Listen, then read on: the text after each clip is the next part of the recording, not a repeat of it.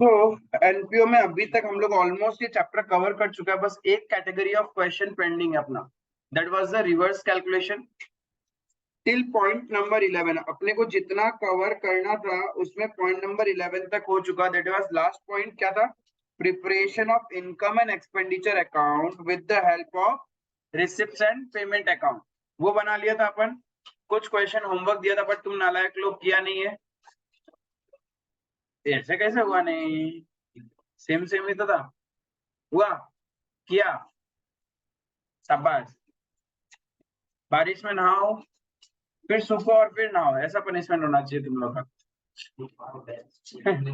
बढ़िया है। तो और क्या है, तो फिट होके कौन सा पढ़ाई लिखाई कर रहा है? उससे सब बीमारी पड़ जाओ।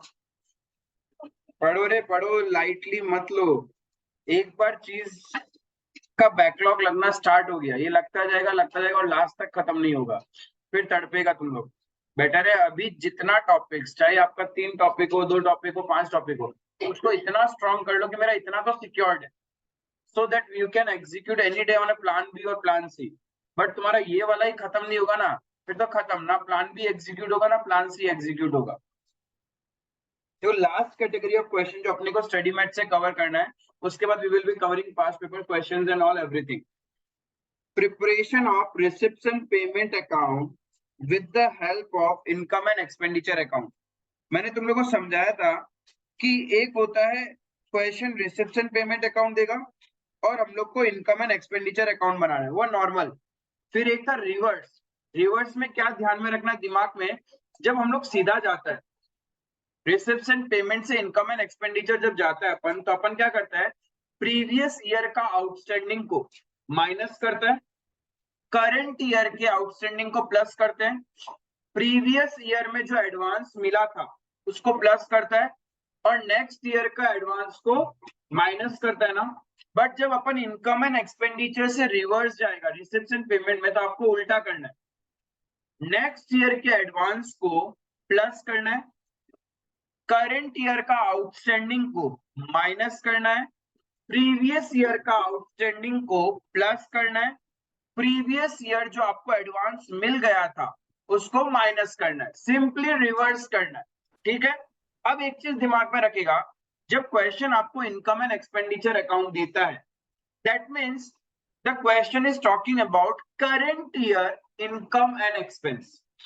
हम लोग को बनाना क्या है, रिसेप्शन पेमेंट, वो तो कैश बेसिस ऑफ अकाउंटिंग में बनता है। इट डज नॉट मैटर कि करंट ईयर का था या नहीं था, तो करंट ईयर से रिलेटेड जो नहीं होगा वो तो मुझे एडिशनल इंफॉर्मेशन में मिलेगा, because income and expenditure will contain only current year income and expense. And current year income and expense के अंदर में आपका non cash incomes and expenses भी होते हैं। बहुत बार नॉन कैश एक्सपेंसेस भी इनकम एंड एक्सपेंडिचर में होगा, तो हम लोग को वो रिसिप्शन पेमेंट बनाते वक्त कंसीडर नहीं करना, because reception payment account is prepared as per cash basis. वहां तो क्या है, सिंपल सा, पैसा आएगा तो डेबिट साइड में और जाएगा तो क्रेडिट साइड में, इररेस्पेक्टिव वो कैपिटल इन नेचर है या रेवेन्यू इन नेचर है। क्लियर है ये चीज? तो अच्छे से देखना कि किस तरीके से आप लोग इस टाइप के क्वेश्चन को सॉल्व करोगे। आपका बुक का illustration number 10, study math illustration number 10 अपना कितना, 3 इलस्ट्रेशन पेंडिंग है स्टडी मैथ का, वो आज कवर कर लेगा, so that in the next session जितने भी आपके टास्क रहेंगे हम लोग पूरा अच्छे से कंपाइलर को खत्म कर पाएगा, तो एनपीओ भी पूरा अच्छे से हो जाएगा। एंड मान के चलो 10 मार्क्स से लेके 20 मार्क के ब्रैकेट में एनपीओ पूछते रहते हैं लोग। 10 मार्क तो बेर मिनिमम है, एक क्वेश्चन आया, तो इस बार तो 15 मार्क का आया था, बहुत इजी क्वेश्चन। और इस बार कौन सा क्वेश्चन आया था पता है? जो मैंने सॉल्यूशन तो पूरा अपलोड कर रखा है, ये क्वेश्चन याद है? लास्ट क्लास में किया था, मेडिकल एड सोसाइटी वाला। Thank you, same to you. हाँ, सेम क्वेश्चन आपका एग्जाम में आ गया था, दिखाऊं? यहाँ पे 9% इंटरेस्ट ऑन इन्वेस्टमेंट है ना, एग्जाम वाला क्वेश्चन में 10% था। देखो मैं दिखाता हूँ तुम लोग को, बस उन्होंने नंबर चेंज कर दिया।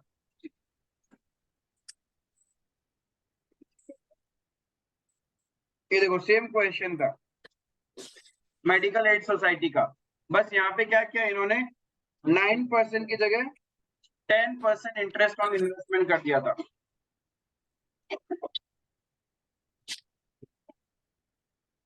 टिट्टो क्वेश्चन आया था आपका पूरा 120 मार्क का पेपर में, अराउंड 100 मार्क्स मान के चलो या 80 मार्क्स तो मिनिमम आया ही था फ्रॉम स्टडी मेट।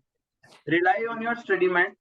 उसके बाद एक बार स्टडी मेट में आपका कमांड आ जाए, then go for past papers, MTPs and RTPs. उससे पहले उसमें जंप मत करो, क्योंकि स्टडी मेट ही दिमाग में नहीं है तो बाकी तो छोड़ ही दो। कॉपी पेस्ट क्वेश्चन आ गया था 15 मार्क में, वो भी इतना इजी क्वेश्चन था।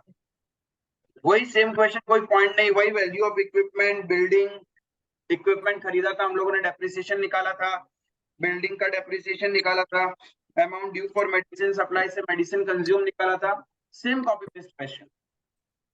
तो आपको स्मार्ट बनना है, आप जितने क्वेश्चंस कर रहे हो वो आपके दिमाग में रहना चाहिए, तभी एक कॉम्पिटिटिव एग्जाम को क्रैक कर पाओगे। बस क्वेश्चन करते गए करते गए करते गए और आप सोच रहे हो अरे बा एक चैप्टर से मैंने 100 क्वेश्चन कर दिया, कोई फायदा नहीं। एग्जाम में क्या होगा, 4 क्वेश्चन से मिला के यदि एक क्वेश्चन पूछ लिया गया, आप लोग तो घूम जाएगा, लैंग्वेज ही नहीं पकड़ पाएगा।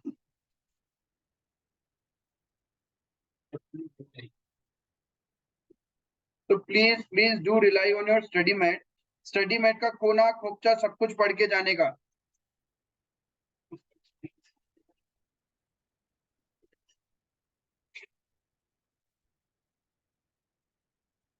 एंड प्रेजेंटेशन मैटर करता है एग्जाम में। एग्जाम में आपका प्रेजेंटेशन बहुत मैटर करता है, ये ध्यान रखना।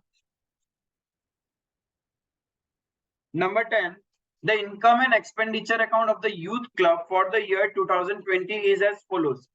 अब क्वेश्चन में इनकम एंड एक्सपेंडिचर अकाउंट दिया हुआ है हमारे पास में, तो यहाँ पे जितना भी एक्सपेंस है कौन से ईयर का है, सिर्फ करंट ईयर का, और इनकम्स भी जो है वो करंट ईयर का होगा।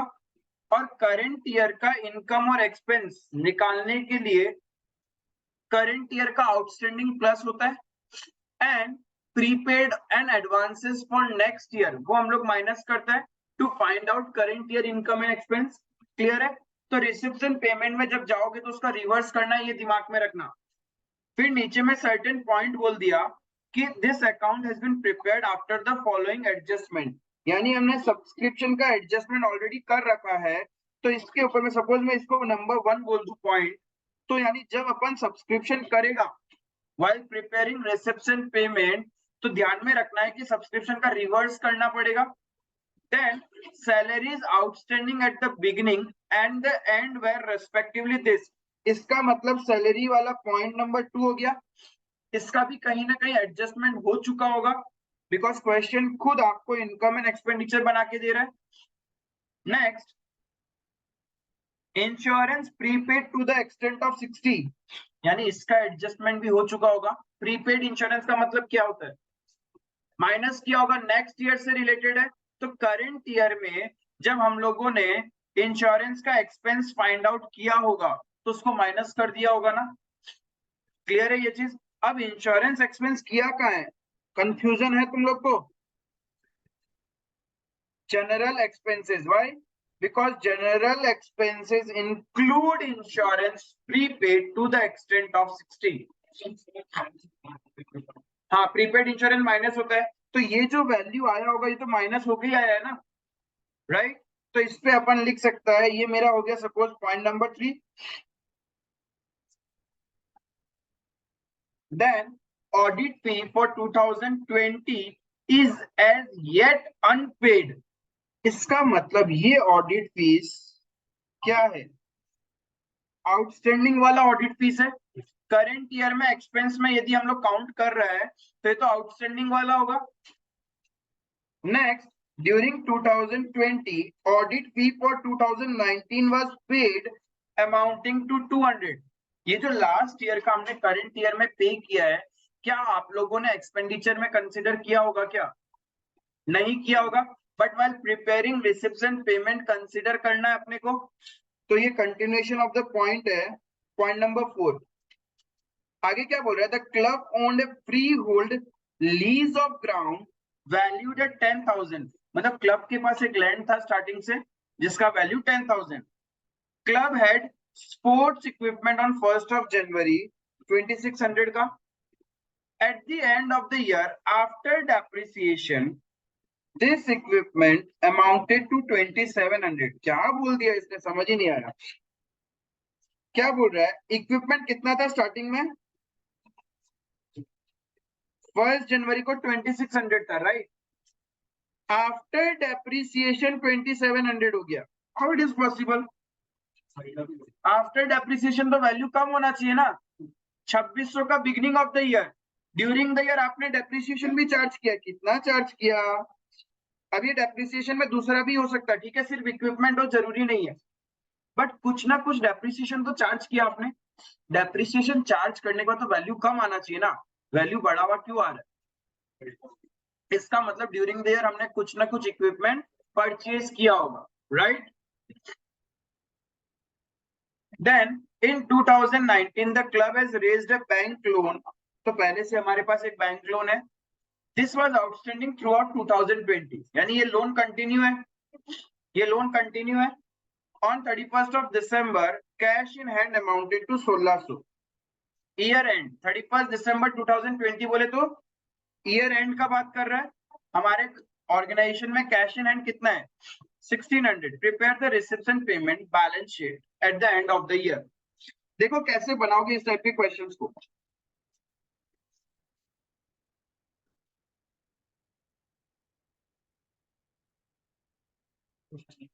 आपसे क्वेश्चन ने मांगा है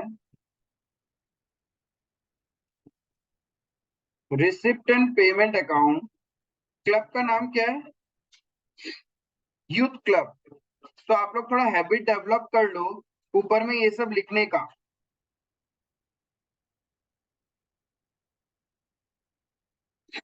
आज लिखोगे तो एग्जाम में भी सेम ऐसे ही आज चलेगा आपका.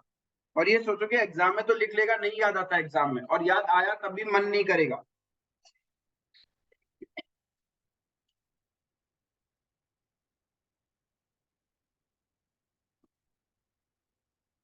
क्लियर है?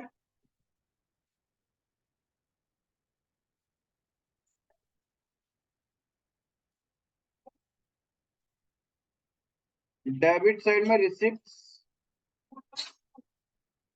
क्रेडिट साइड में पेमेंट्स. बस फॉर्मेट बना के छोड़ दिया. और क्वेश्चन ने मांगा है हमसे बैलेंस शीट. तो बैलेंस शीट दो बनाना पड़ेगा. एक होगा बैलेंस शीट, ये हो गया for the year ended 31st December 2020.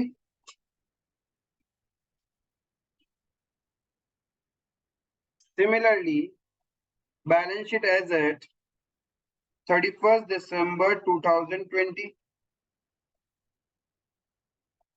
क्या आप लोगों को और एक बैलेंस शीट बनाना पड़ेगा?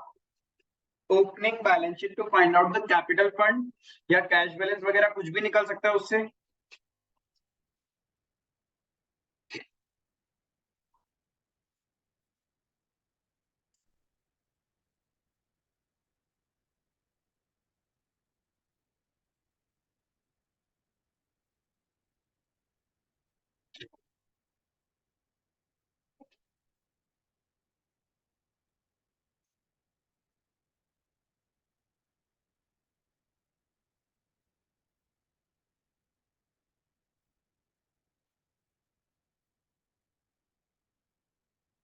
सबका फॉर्मेट बनना हो गया. तीनों चीज पैरेलल सॉल्व करेंगे इस कैटेगरी के क्वेश्चन में. पहले ही आपको क्या बोला, एक्सपेंडिचर है. तो एक बात बताओ, रिसेप्शन पेमेंट का कौन सा साइड में आएगा? पेमेंट साइड में. तो आपने सैलरीज में एक पॉइंट था 4750. सबसे पहले आपको ओपनिंग बैलेंस चाहिए इधर.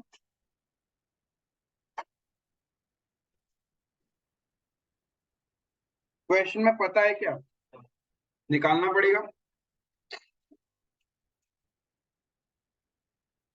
निकाल देगा. बट आपका क्लैरिटी होना चाहिए कि reception payment account, if this is not our first year of operation, तो कुछ ना कुछ तो होगा ना पीछे से, कैश बैंक कुछ बैलेंस तो होगा।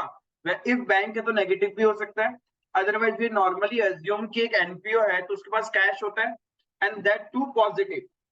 तो ये तो होगा, बट कितना है पता नहीं।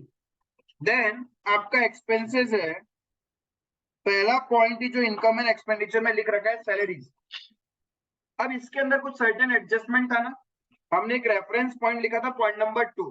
तो जब एडजस्टमेंट होता है तो इनर कॉलम में लिखेंगे 4750। अब एक एक्सपेंस में एडजस्टमेंट क्या होगा, outstanding at beginning, outstanding at and. हमें उल्टा करना है, मतलब आउटस्टैंडिंग एट बिगिनिंग को माइनस किया होगा जब इनकम एंड एक्सपेंडिचर अकाउंट बनाया था। तो अभी क्या करेगा, plus outstanding at beginning. Last year का कितना आउटस्टैंडिंग था, 400, 400 है,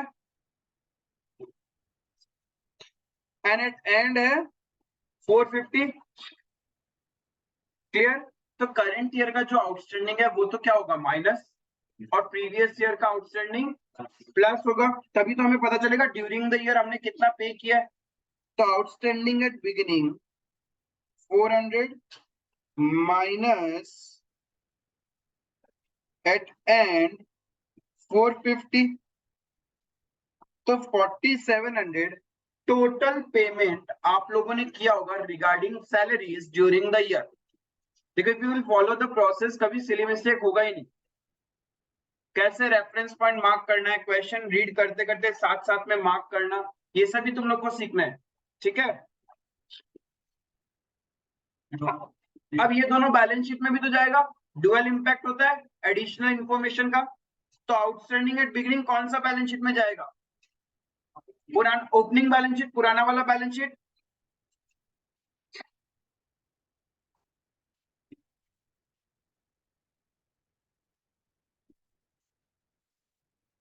आउटस्टैंडिंग सैलरीज 400,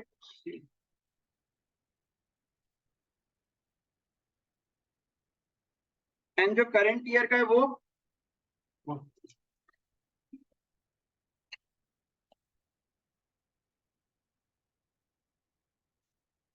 लगा रहे।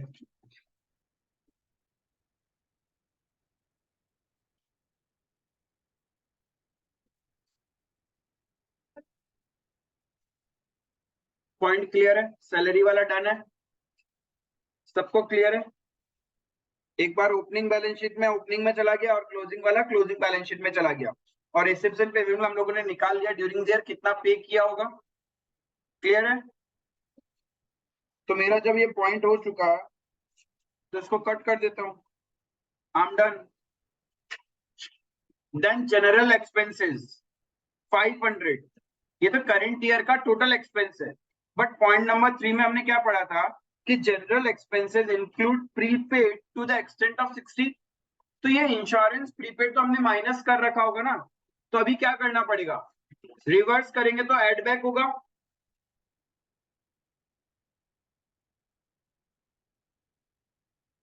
Bye general expense 500 plus prepaid insurance 60,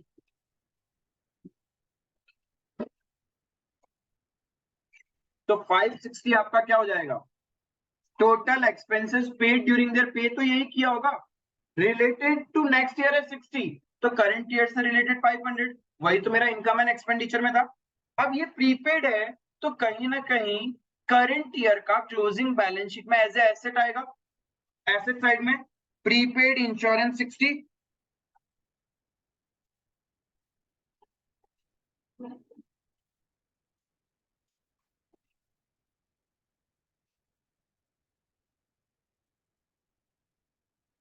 hierarchy इतना मैटर नहीं करेगा, एग्जाम में यदि आधा एक मार्क काट ले तो काटने दो, बट अपने को स्मूथली एक बार में करेक्ट होना चाहिए। और करेक्ट तभी हो सकता है बड़े क्वेश्चन जब आप दोनों तीनों चीज जो रिक्वायर्ड पार्ट है पैरेलली एक साथ डुअल इंपैक्ट करो। इफ अपना होशियारी किया कि पहले रिसेप्शन पेमेंट पूरा बना लेता है फिर हम बैलेंस शीट में डाल देगा, कुछ ना कुछ एग्जाम प्रेशर में आप सिली मिस्टेक कर दोगे। हो सकता है घर में तो करेक्ट होगा आपका, घर पे फोकस रहता है, मार्क्स जाने का डर नहीं है, टाइम का कोई रेस्ट्रिक्शंस नहीं है, बट एग्जाम में वो सारे प्रेशर्स है। तो मेक श्योर आप लोग ऐसे ही घर पे प्लानिंग करके सीखो, ठीक है।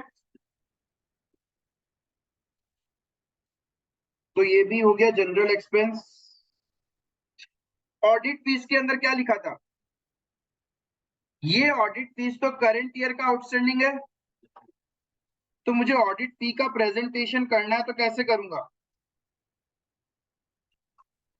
ऑडिट फीस करंट ईयर का एक्सपेंस है 250, राइट? प्रीवियस ईयर का आउटस्टैंडिंग कितना था? 200। तो प्रीवियस ईयर आउटस्टैंडिंग तो प्लस होगा,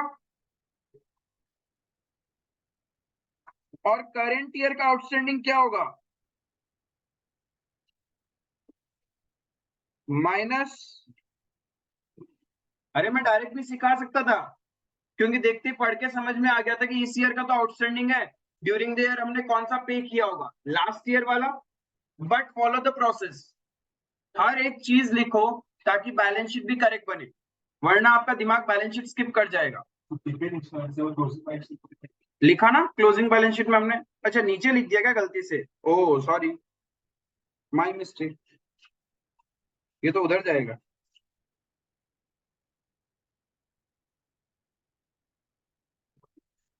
आ गया मैजिक, सिर्फ मेरे को अलाउड है। समझ में आया ऑडिट फीस वाला? तो ऑडिट फीस जो लास्ट ईयर का आउटस्टैंडिंग था वो तो ओपनिंग बैलेंस शीट में जाएगा।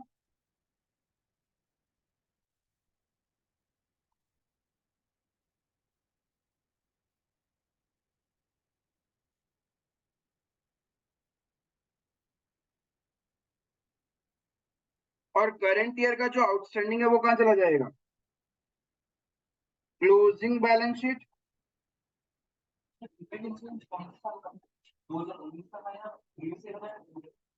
ऐसा कहाँ लिखा? क्या लिखा क्वेश्चन पढ़ के तुमको क्या समझ में आ रहा है?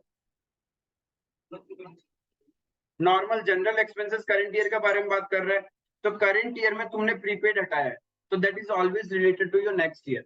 इफ वो प्रीवियस ईयर से रिलेटेड होगा तो प्रीवियस ईयर का डेट देगा वो क्वेश्चन।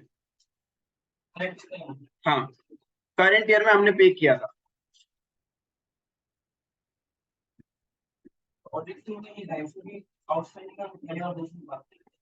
हाँ, 200 कैसे बाकी है? हाँ तो पिछला साल बाकी था तो करंट ईयर पे कर दिया होगा हम लोगों ने, तभी तो रिसिप्शन पेमेंट के पेमेंट साइड में आया है वो आउटर कॉलम में 200। मैंने बोला ना, जस्ट आप इस तरीके से करोगे तो आपको पता चल जाएगा कि क्या किया है। क्लियर है यहां तक?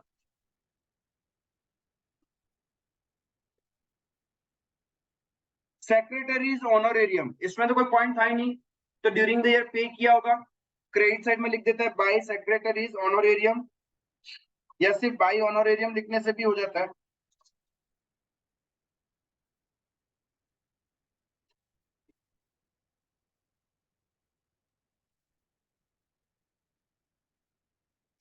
वन थाउजेंड करंट ईयर में ही पे किया होगा हमने। सिर्फ करंट ईयर का एक्सपेंस बोल रहा है क्वेश्चन, और ये भी नहीं बता रहा आउटस्टैंडिंग है या नहीं है, that means we had paid it, तो मेरा पेमेंट साइड में चला गया।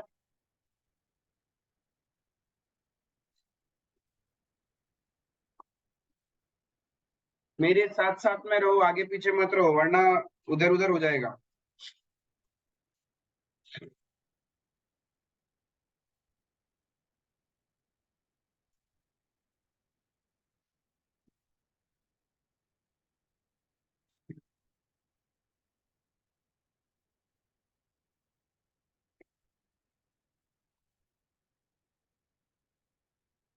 स्टेशनरी एंड प्रिंटिंग कोई पॉइंट नहीं है, तो क्या होगा? करंट ईयर का एक्सपेंस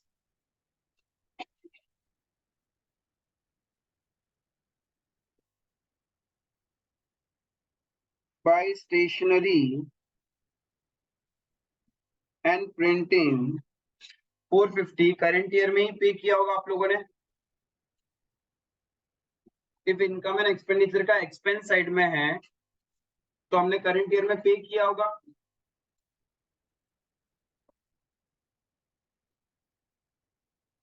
क्या हुआ हीरो, बोलेगा?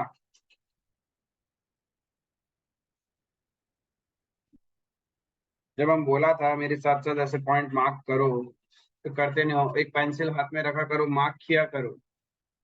अब बड़ी क्वेश्चन 10 मार्क, 15 मार्क, 20 मार्क का क्वेश्चन को छोटा कैसे करोगे एग्जाम में?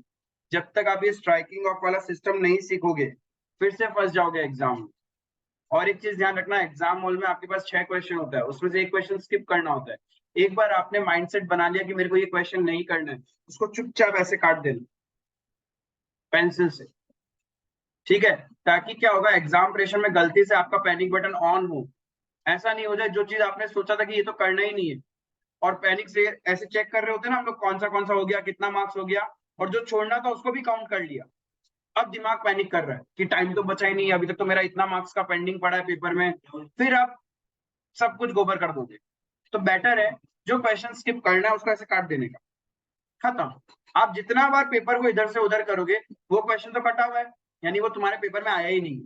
तुम्हारे लिए कोई बच्चा दूसरा सॉल्व कर रहा है तो उसके लिए तो है, बट तुम्हारे लिए वो है ही नहीं, ये ध्यान रखना। स्टेशनरी एंड प्रिंटिंग वाला डन।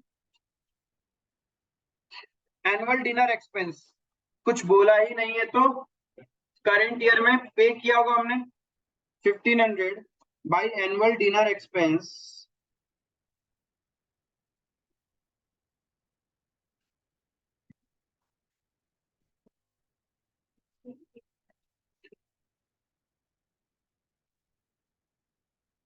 पेमेंट साइड में आ जाएगा।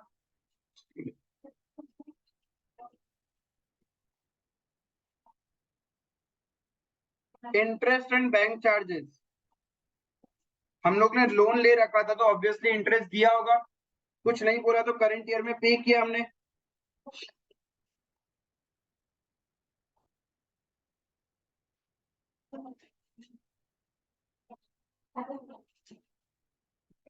Bye interest and bank charges 150 rupees.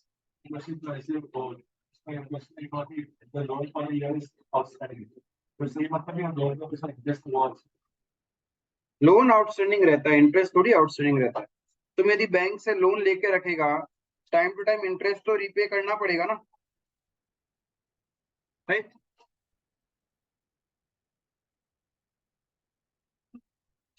Depreciation, depreciation तो नॉन कैश एक्सपेंस होता है, ये कोई कैश एक्सपेंस है ही नहीं, ये नॉन कैश है, तो रिसेप्शन पेमेंट में आएगा ही नहीं।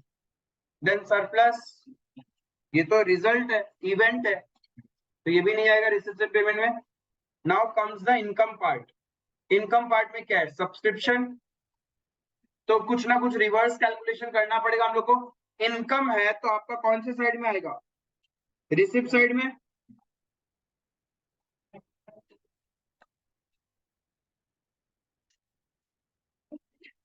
To subscription as per income and expenditure 7500 है। रिवर्स क्या क्या करना है, आउटस्टैंडिंग एंड बिगिनिंग जो अपन माइनस करते हैं नॉर्मली उसको प्लस कर देगा, एडवांस एट एंड वो भी प्लस हो जाएगा, minus for current year, minus advance at beginning. Reverse कर दिया, जो चीज प्लस करते हैं रिसेप्शन पेमेंट से इनकम एंड एक्सपेंडिचर बनाते वक्त हम लोगों ने क्या किया, रिवर्स कर दिया। क्लियर है ये चीज? तो आपका subscription outstanding at the end कितना है, यानी यही तो हो गया subscription outstanding at beginning. Last year का आउटस्टैंडिंग है 600। उसके बाद subscription received in advance, previous year advance मिला था, बिकॉज 31 दिसंबर तो लास्ट डेट हो गया 2019 and we are standing at 2020, तो प्रीवियस ईयर एडवांस मिला था, तो करंट ईयर में तो क्या होगा, वो माइनस करेंगे while preparing reception payment.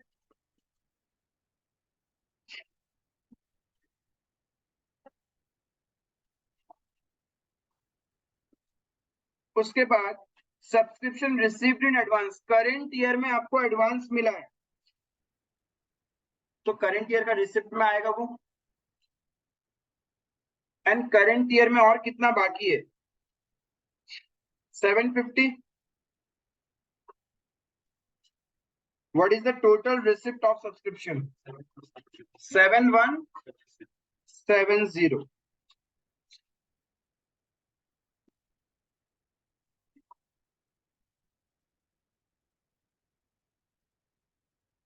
Please presentation करना है ऐसे, क्या लिखा है ब्रैकेट में प्लस माइनस ये?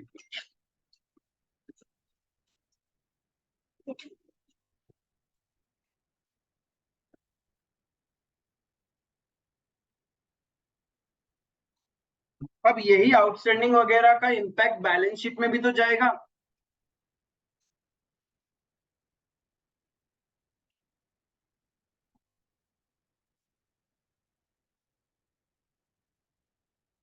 आउटस्टैंडिंग सब्सक्रिप्शन कितना है at end? 750। Advance subscription at end 270।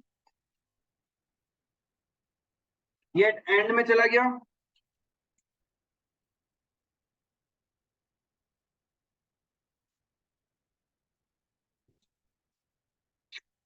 Clear है?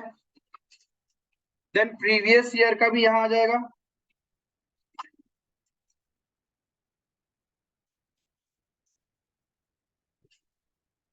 कितना था प्रीवियस ईयर? 600। And advance 450। साथ साथ में बस पुट करते जाओ अपने आप। अभी देखो हम लोग समझ समझ के कर रहे हैं, इसलिए ऐसे लग रहा होगा कि कितना टाइम लग रहा है, बट जब तुम तीनों चीज साथ में करोगे, सेल्फ करोगे ना, सेकंड टाइम थर्ड टाइम में ऑटोमेटिकली स्पीड आ जाएगा। ये सब क्वेश्चन 10 मार्क का क्वेश्चन आपको करने में हार्डली 12 से 13 मिनट जाएगा, और एक मोमेंट आएगा यदि रिदम है तो 10 मिनट में भी हो सकता है। कोई ज्यादा तो एडजस्टमेंट है नहीं, बस जो चीज आप प्लस करते हो उसको माइनस करना है, और जो माइनस करते हो उसको प्लस करना है, बस ये दिमाग में रखना है।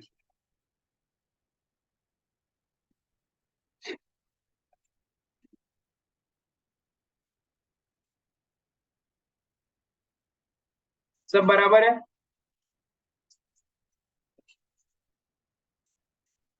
तो सब्सक्रिप्शन हो गया अपना। एंट्रेंस फीस कुछ बोला नहीं, तो करंट ईयर में रिसीव हुआ होगा 250।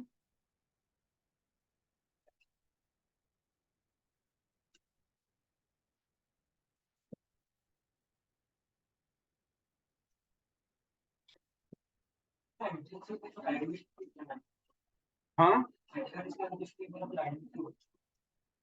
नहीं कुछ ऐसा बोला थोड़ी ना है।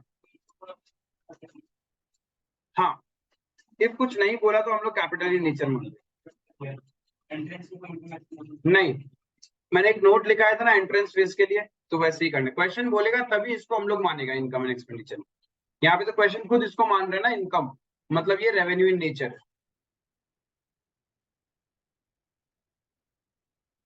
Next, contribution for annual dinner, ये भी आपका रिसिप्ट साइड में आ जाएगा 1000।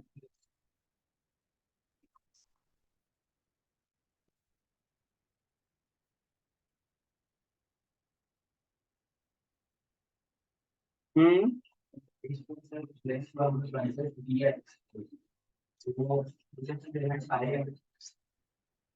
नहीं, मतलब हाँ आएगा ही, वो आएगा ही, फिर कहीं ना कहीं हमने पे तो किया ही होगा ना, बैंक तो कम ही होगा मेरा। एनुअल स्पोर्ट्स मीट रिसिप्ट, पैसा मिला है हम लोग को, हमने एनुअल स्पोर्ट्स करवाया होगा, उसके लिए रिसिप्ट में कुछ पैसा मिला है, तो 750 will be considered as receipt. कोई पॉइंट भी नहीं है इसके ऊपर में अपना। तो to annual sports meet 750।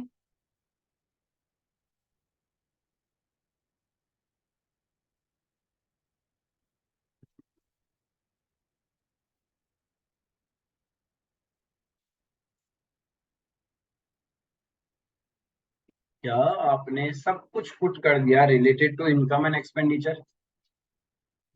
Flow of the question में यदि आप लोग जाओगे तो आप देखोगे कि आपने पूरा इनकम एंड एक्सपेंडिचर पुट कर दिया, और जो नहीं करना था वो आपका नॉन कैश आइटम है। अभी और फ्लो में जाते हैं। क्या ये सारा आइटम आपने बैलेंस शीट में पुट कर दिया? तो खत्म इसका कहानी।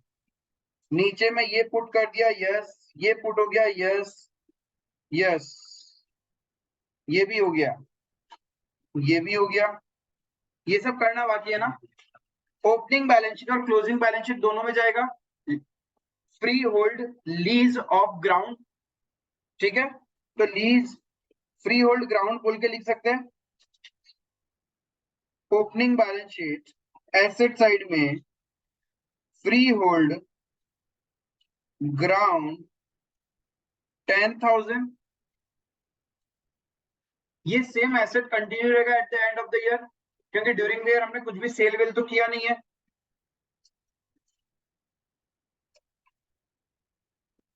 फ्री होल्ड ग्राउंड 10,000, तो ये पॉइंट हो गया आपका।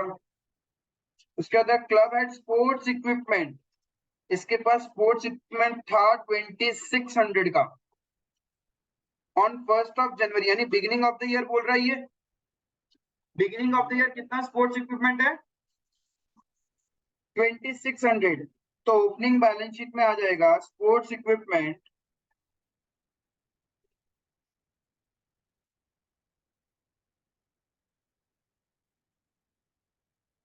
2600, 1 जनवरी 20, ओपनिंग बैलेंस शीट तो हुआ ये।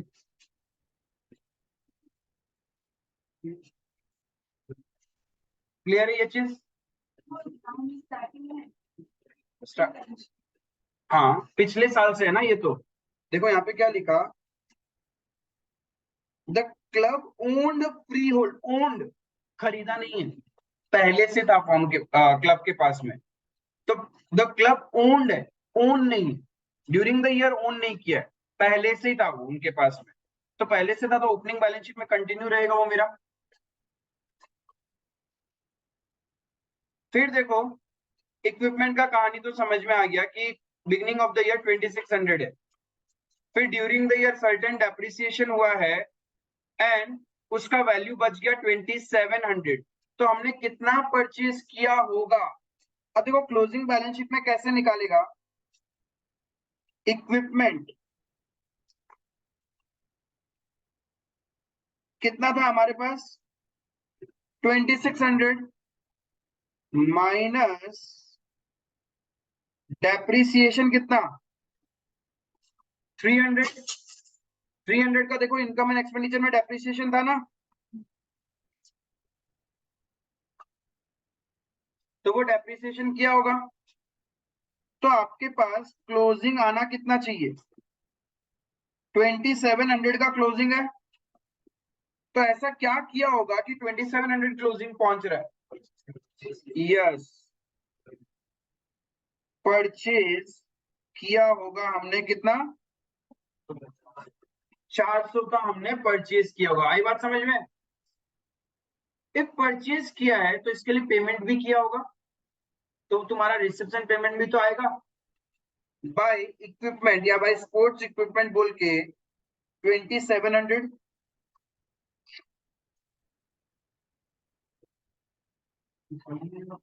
सॉरी 400, 400 बाय स्पोर्ट्स इक्विपमेंट 400 हमने खरीदा है, तो मेरा रिसेप्शन पेमेंट से पैसा भी तो गया होगा।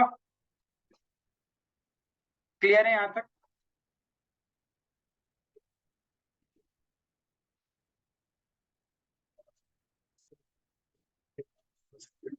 हाँ, बातें के रिवर्स।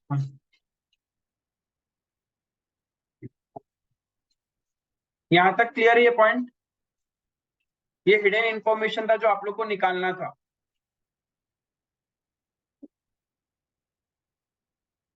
उसके बाद क्या बोला, स्पोर्ट्स इक्विपमेंट का कहानी हमने कर दिया, ये हो गया। बैंक लोन, बैंक लोन 2019 से चलता आ रहा है, तो ओपनिंग और क्लोजिंग बैलेंस शीट दोनों में होगा 2000 का bank loan.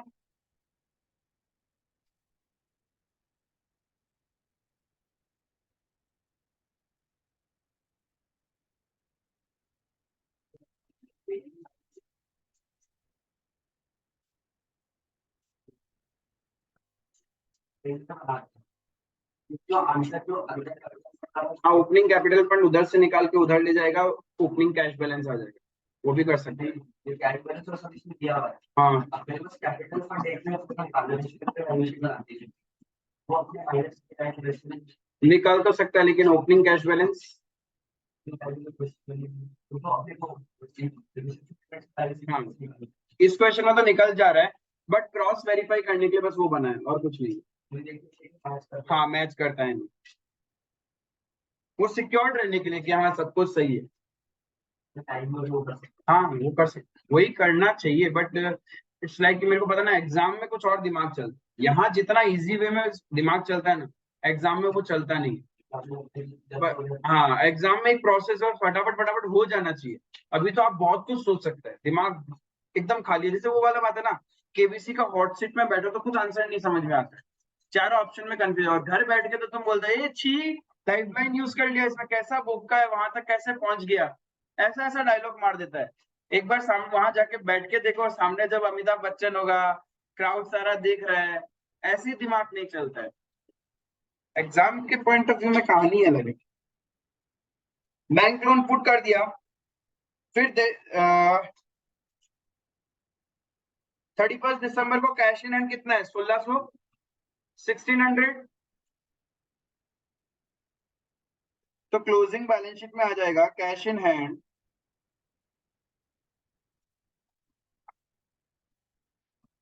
1600, right. Closing balance sheet में आपका आ जाएगा कैश इन हैंड, क्लियर है, टकाटक। तो अब क्या है, ये तो हो गया, ये भी कट गया, सारे फिगर कट गए क्वेश्चन के। अब देखो क्या करना है, क्लोजिंग बैलेंस शीट का टोटल मारो, कितना,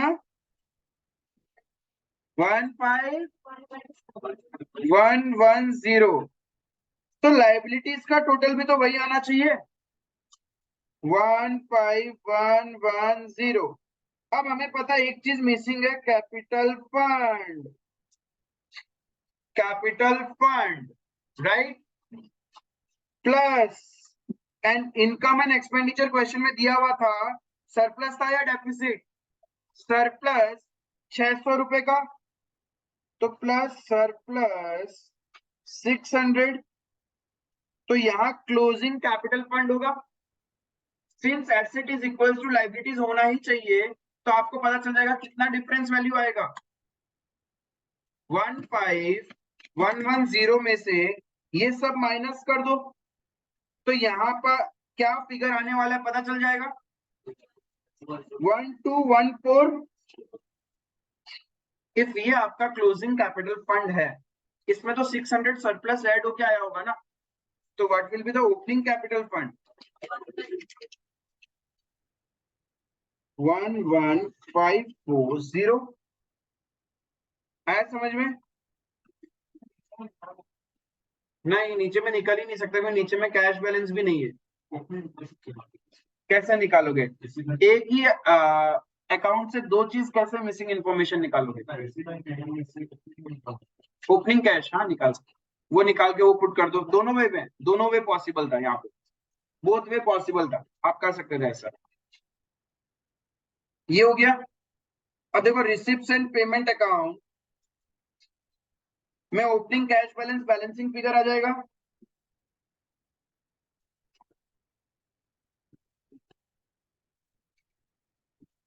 आपका डेबिट और क्रेडिट साइड मैच होना चाहिए ना, क्रेडिट साइड का टोटल कितना आ रहा है,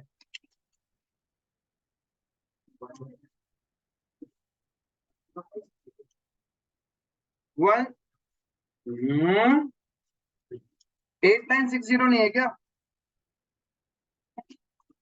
रिसिप्ट एंड पेमेंट का टोटल 8960, क्रेडिट साइड का टोटल क्या बोल रहे हैं, 4700 तो वैसे ही वैल्यू है, 560, 200, 1000, 450, 1500, 150, 400, 8960 माइनस डेबिट साइड करोगे 7170, 250,750 क्या हो रहा है? कुछ मिसिंग है क्या? सर क्लोजिंग कैशिंग है नहीं आएगा क्या? अच्छा, by cash in hand 1600, 8960 plus 1600 10। तो बताओ ओपनिंग कैश कितना आ रहा है? ये आ जाएगा 1390 balancing figure. 1390 opening cash in hand आ गया। क्लियर है?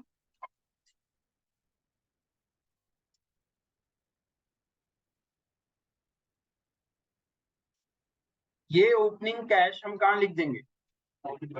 ओपनिंग बैलेंस शीट में 1390।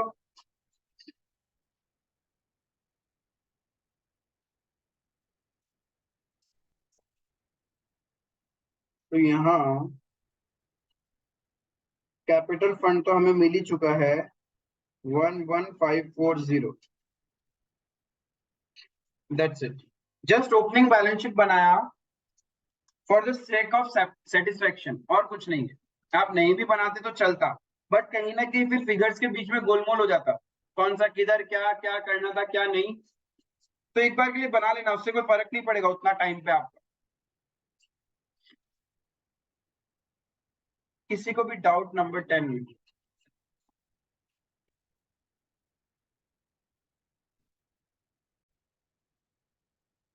है, 10 डन था। 11 और एक इसी कैटेगरी का क्वेश्चन देखता है जहां पे आपको question income and expenditure account देगा और अपने को क्या करना है? रिसिप्ट एंड पेमेंट अकाउंट बनाना है।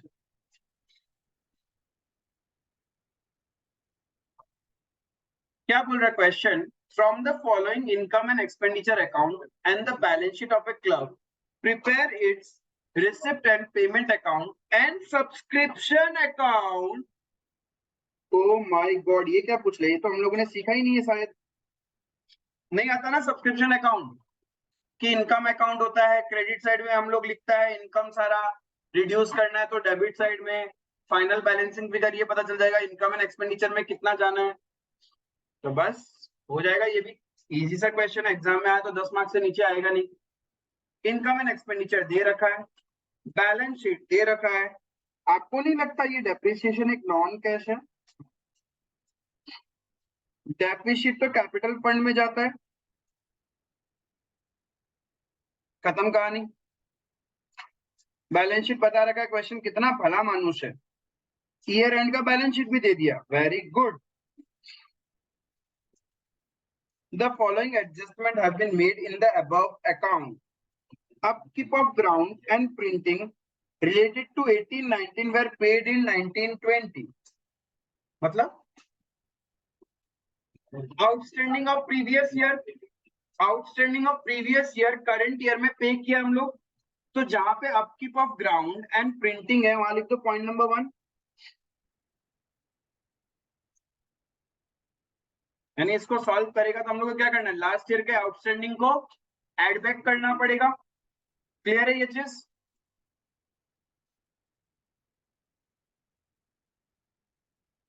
One half of entrance fees has been capitalized by transfer to general fund. इसका मतलब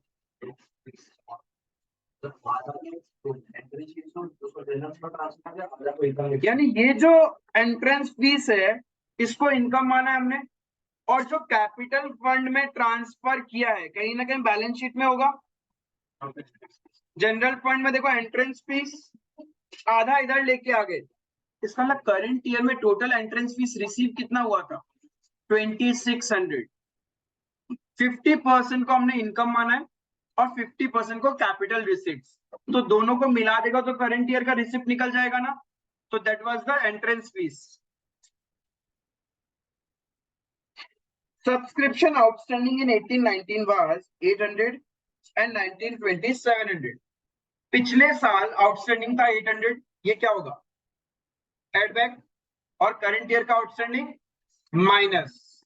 तो जहां सब्सक्रिप्शन है वहां लिख देता पॉइंट नंबर 3।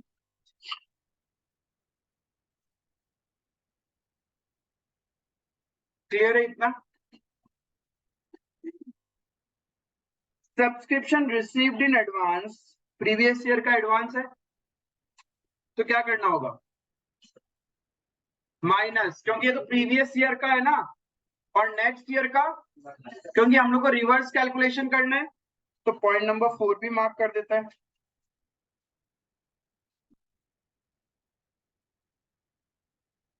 खत्म, और तो कुछ है भी नहीं, इतना सा तो क्वेश्चन है। क्या हम लोग को इस क्वेश्चन में ओपनिंग बैलेंस शीट बनाना चाहिए क्या?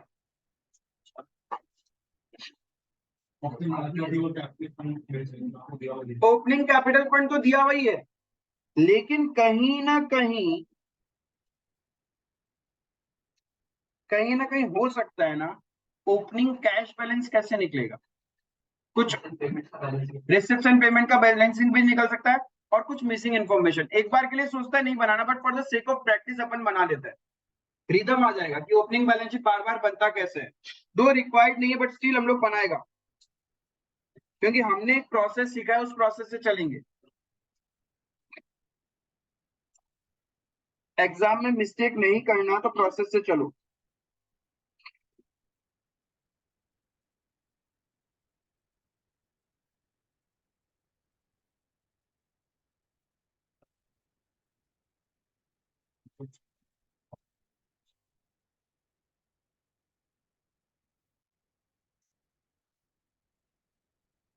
पूरा क्वेश्चन देख के मुझे भी बताओ, ओपनिंग बैलेंस शीट में क्या क्या आएगा।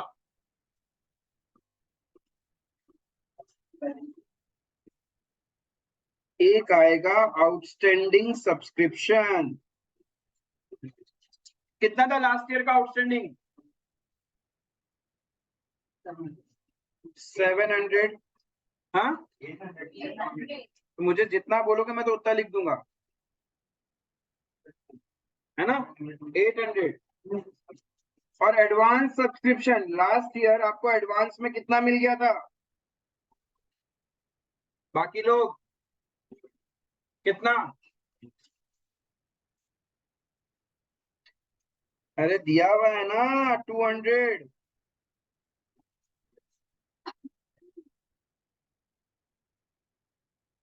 200।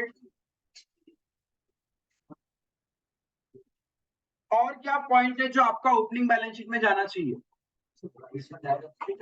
ऐसे प्रैक्टिस, वैसे जरूरत नहीं, प्रैक्टिस के लिए। Outstanding of upkeep, ground and printing,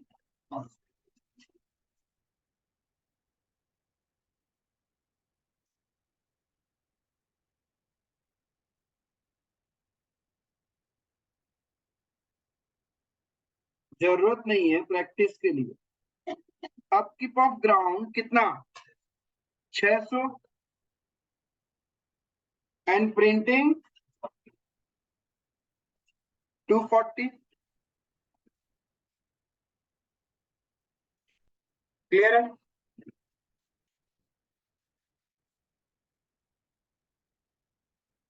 और क्या है जो रिलेटेड टू प्रीवियस ईयर है,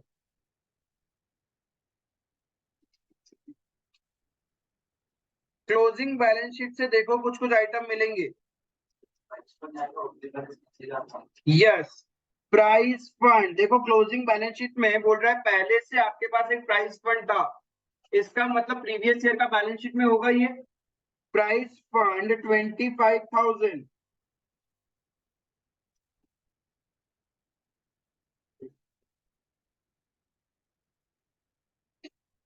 प्राइस फंड 25,000। क्लियर है? देन जनरल फंड का भी ओपनिंग बैलेंस है 56,420। यहाँ जनरल फंड का मतलब हो गया कैपिटल फंड, ठीक है, जनरल फंड बोलो या कैपिटल फंड बोलो, बात एक ही है। तो वो हमें पता है लास्ट ईयर का कितना है, 56,420। क्लियर है? कल को लास्ट ईयर का बैलेंस शीट बनाना आ गया एग्जाम में तो कैसे बनाओगे, इस तरीके से डिटेल फाइंड आउट करके। आपके पास क्लोजिंग बैलेंस शीट है, उसमें से जो जो ओपनिंग बैलेंसेस है वो सारा मेरा ओपनिंग बैलेंस शीट में आ जाएगा।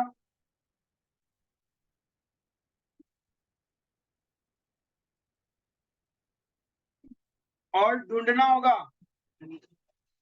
यस एसेट्स वगैरह भी तो है, बट वो डेप्रिसिएशन वेप्रिसिएशन एडजस्ट होके आएगा, ये ध्यान रखना।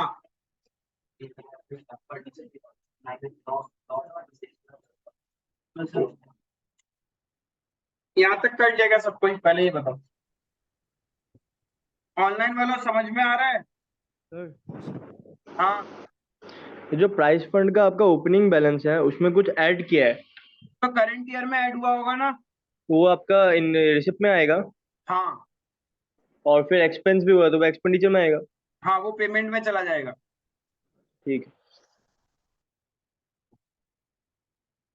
कृष्णा क्लियर है? Yes sir.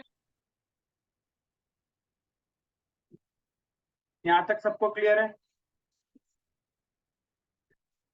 अब और ऐसा क्या डेटा है जो मेरा ओपनिंग बैलेंस शीट में आ सकता है? प्राइस फंड इन्वेस्टमेंट, वो तो एज इट इज वही आएगा ना। देन एसेट्स का वैल्यू, फर्नीचर, लेकिन ये फर्नीचर क्या है, 9,000 ईयर एंड में है, बट ड्यूरिंग द ईयर आपने उसको डेप्रिशिएट किया 1,000। तो beginning of the year furniture का वैल्यू कितना है, 10,000। इफ बिगिनिंग ईयर में 10,000 होगा, 1,000 करंट ईयर का डेप्रिसिएशन, तभी तो ईयर एंड में उसका वैल्यू 9,000 होगा।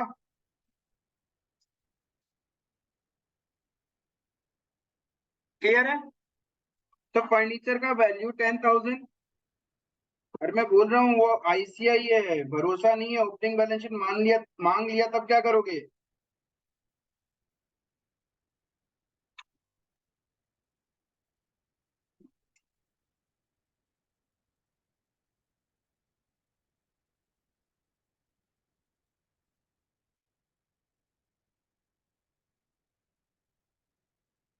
इसके बाद में ग्राउंड एंड बिल्डिंग कुछ बोला ही नहीं है, तो 47,000 का है, तो 47,000 पहले से पड़ा होगा हमारे पास। इफ करंट ईयर में परचेज किया होता तो क्वेश्चन खुद बोल देता कि आपने करंट ईयर में परचेज किया है, यानी पहले से है हमारे पास ग्राउंड एंड बिल्डिंग।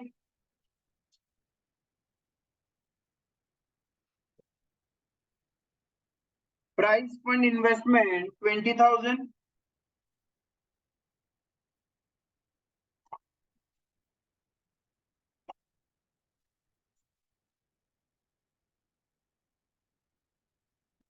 क्लियर है यहाँ पे? कैश इन हैंड तो ओपनिंग निकालना पड़ेगा, और तो कुछ आ नहीं सकता है।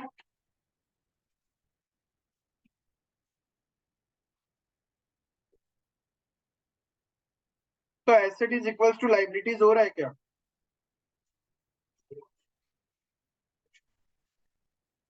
लाइबिलिटीज का टोटल कितना आ रहा है?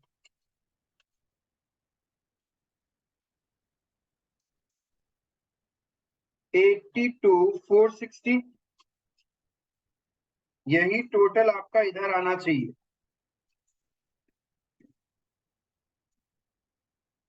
इफ नहीं आ रहा तो cash in hand will be the balancing figure.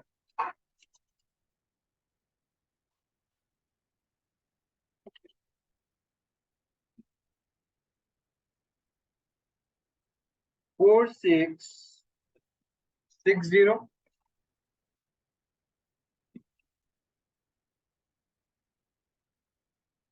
यहां तक कोई डाउट?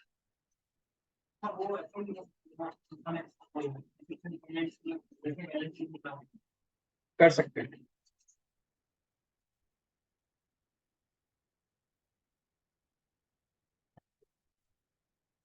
यहां तक क्लियर है?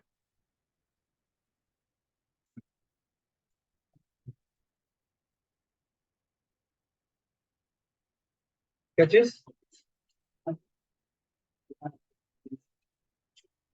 अब क्या बनाना है अपने को?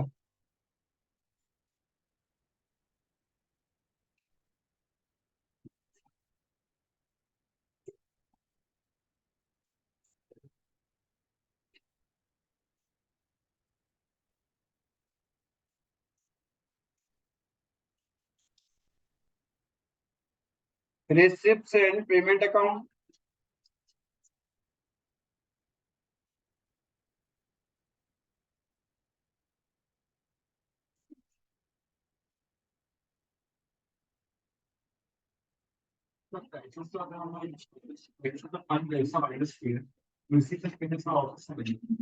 पैसा तो गए हैं ना, receipt and payment cash basis पे बनता है।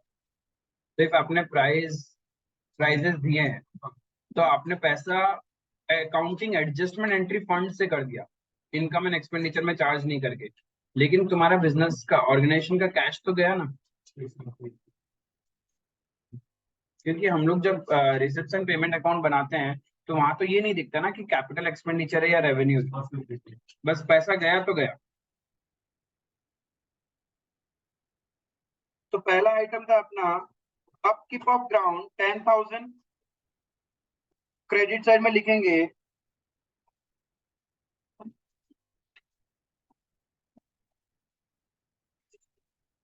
इसमें क्या करना है, प्रीवियस ईयर का जो आउटस्टैंडिंग था वो प्लस हो जाएगा 600। दैट मीन्स करंट ईयर में आपने अपकीप ऑफ ग्राउंड के लिए कितना पेमेंट किया है, 10,600। पिछला साल का जो आउटस्टैंडिंग हो तो पे किया होगा ना, तो payment total payment for the year calculate करने के लिए हम लोग क्या करेगा, उसको वापस एड बैक कर देगा। क्लियर है?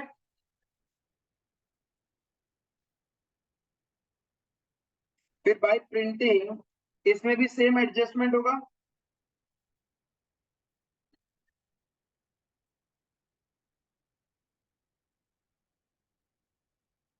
आउटस्टैंडिंग एट बिगिनिंग 240, 1,240,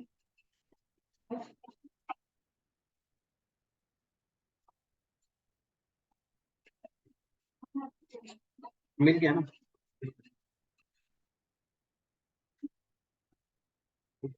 पीछे वाला डाउट, बैलेंस शीट नहीं मिल रहा, इसका नहीं मिल रहा ना, मिल गया। डाउट, फैन ऑफ कर सकता है ठंड लग रहा है तो, मतलब लिख सकता है, ऐसा कुछ नहीं है, बट अभी लग रहा है एक प्रेजेंटेशन फॉलो करोगे तो एग्जाम में सिली मिस्टेक नहीं हो, बस मेन वही है। मुझे तुम लोग को एग्जाम में बस सिली मिस्टेक से बचाना है, बाकी कुछ नहीं आता है। तुम लोग मेरा से ज्यादा दिमाग तेज है तुम लोग का, बट स्टिल हम सोचते हैं कि शायद एग्जाम में मेरे से कम दिमाग चले तुम लोग का, तो सारा स्टेप्स फॉलो कर लो। सैलरीज का कोई पॉइंट है नहीं, तो 11,000 डायरेक्ट पे किया होगा during the year by salaries, 11,000। Depreciation कभी आता ही नहीं है रिसेप्शन पेमेंट में, रेंट के ऊपर कोई पॉइंट नहीं है, तो हम लोग क्या करेगा, रेंट पे किया होगा 600 बाय रेंट 600। एक एक आइटम का बस इंपैक्ट डालते जाओ। डेप्रिसिएशन का ऑलरेडी हमने कर लिया था ओपनिंग बैलेंस निकालने के लिए, and it's a non cash तो कट। फिर अब सब्सक्रिप्शन वाला बात है, तो टू सब्सक्रिप्शन 17,320।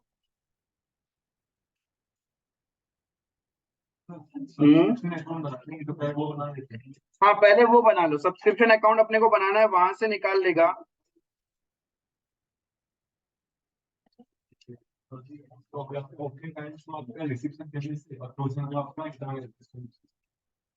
सब्सक्रिप्शन अकाउंट कैसे बनता था, सबसे पहले हम लोग क्या लिखता था, बाय कैश और bank as per reception payment account, ये लिखता था। जो ड्यूरिंग द ईयर टोटल मिला है वो लिखता था। फिर उसमें से बता रहे एकदम स्टेप बाय स्टेप, जो पिछला साल का है आउटस्टैंडिंग ऑफ प्रीवियस ईयर वो माइनस करते हैं। कितना है outstanding of previous year, opening balance sheet में लिखा था 800, and outstanding of current year को कंसिडर करेंगे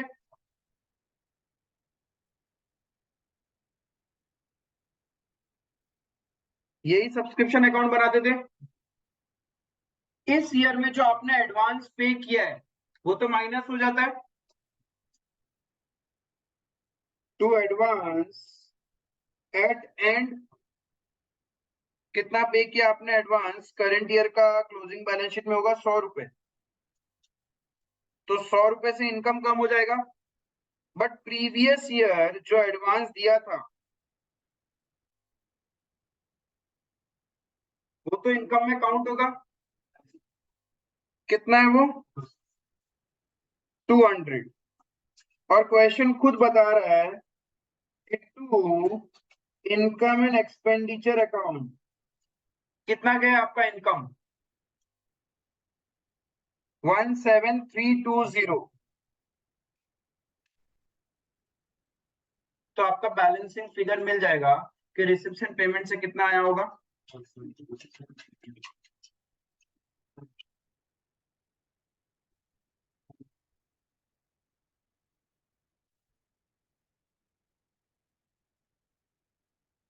ये आ जाएगा बैलेंसिंग फिगर 17320। अनफॉर्चुनेटली आ रहा है, क्वेश्चन ने फिगर्स ही ऐसा सेट किया है कि आप एग्जाम में कंफ्यूज हो, बट कंफ्यूज नहीं होने का।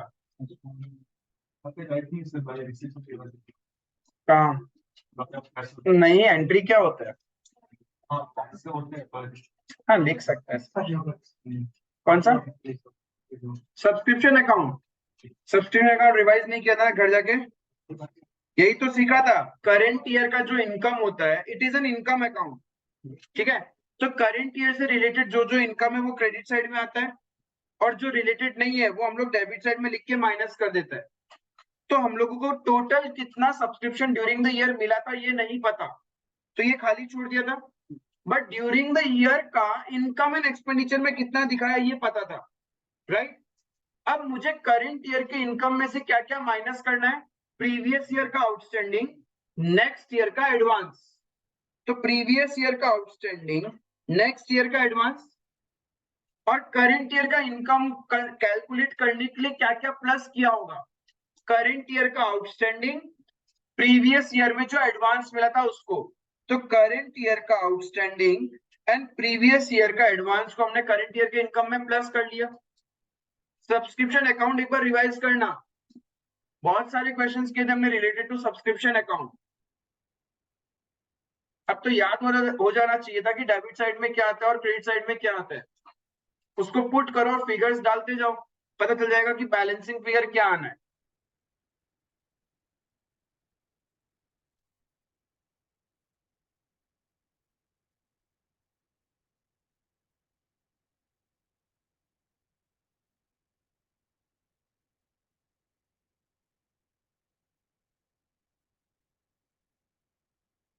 तो 17320,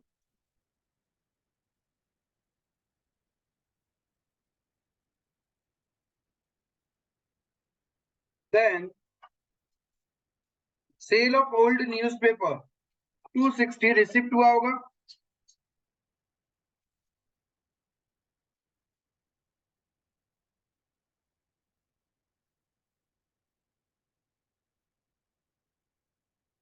cell of old newspaper 260, question कुछ नहीं बोला, और करंट ईयर का इनकम है तो करंट ईयर में हमने रिसीव किया होगा।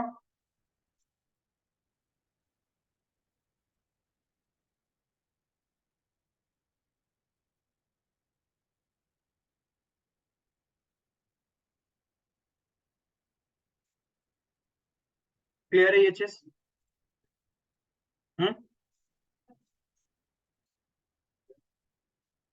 लेक्चर्स, लेक्चर्स देके हम लोग को पैसा मिला। टू लेक्चर्स 1500, करंट ईयर का इनकम है, क्वेश्चन कुछ नहीं बोल रहा तो करंट ईयर में ही रिसीव हुआ होगा। फिर एंट्रेंस फीस, उसमें पॉइंट था एक,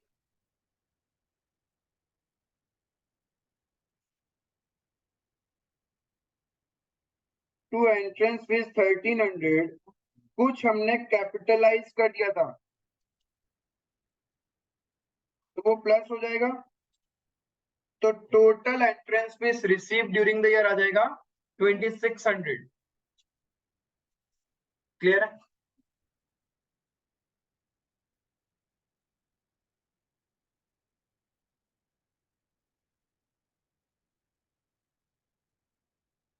मिसलेनियस इनकम 400, कुछ नहीं बोला तो करेंट ईयर में हुआ होगा तुमको। क्या चीज? हाँ, वो एक लाइन अब नीचे एडजस्ट करना पड़ेगा। ओपनिंग कैश बैलेंस तो हमने निकाला ही था, उसको पुट डाउन ही नहीं किया। ठीक है, तुम लोग नीचे लिख देना उसको, कोई दिक्कत नहीं है। हाँ, कोई दिक्कत नहीं, कभी स्किप होता तो अपन कर सकते हैं। कैश इन हैंड 4660 था ना?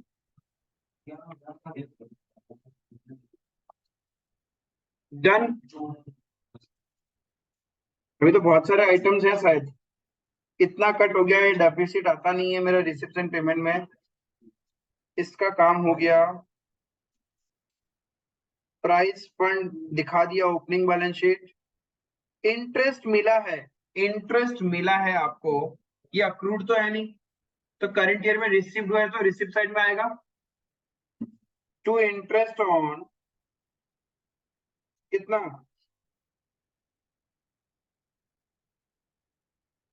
Price fund investment 1000।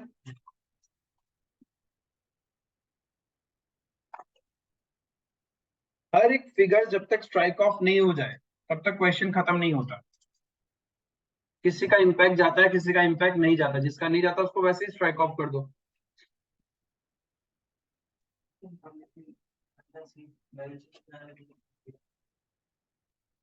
तो ये भी कर दिया हमने। देन प्राइजेस 2000 का हमने प्राइजेस दिया है तो पेमेंट किया होगा।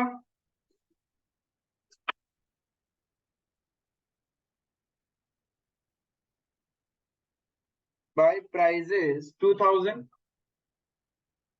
तो पेमेंट साइड में भी आएगा वो मेरा।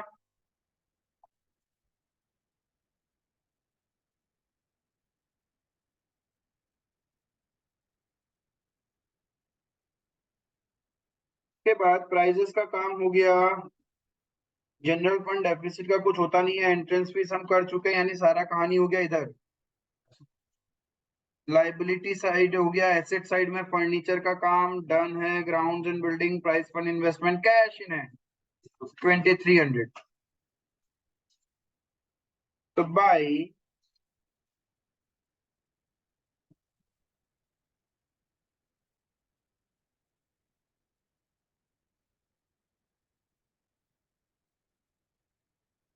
Cash in hand 2300।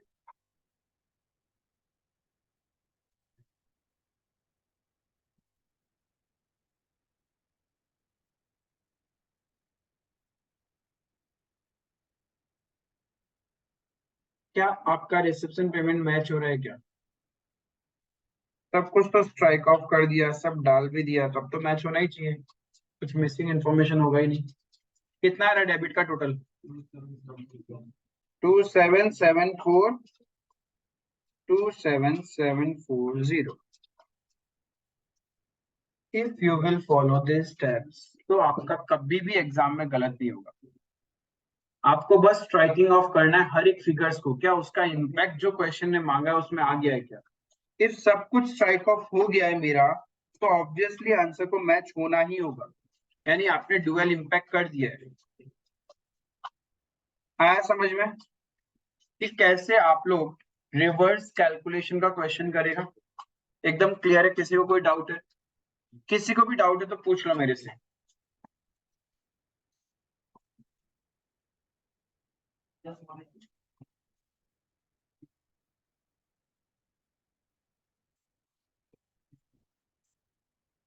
क्यों नहीं आ सकता? हाँ? क्यों नहीं आ सकता? चलो किसी का डाउट है तो पूछो।